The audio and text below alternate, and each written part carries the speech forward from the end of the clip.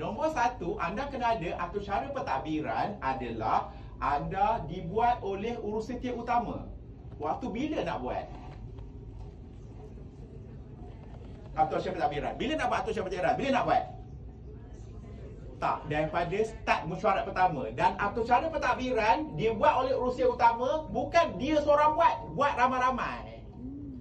Masalah berlaku bila kelangkah berurusantia buat syok sendiri, betul ke tak? You buat ramai-ramai. Contohnya atau cara pentadbiran running order buat macam ni buat dan ada dipancarkan. Lepas tu bila anda buat, lepas tu urusantia utama kata, makan pukul 11 pagi tau. Tapi jangan kuasa makanan dekat situ kata, tak boleh 11 pagi sebab caterer tu kata hanya sampai pada pukul 12. Ubahlah kat situ, tukar caterer dan sebagainya. Faham tak kawan-kawan?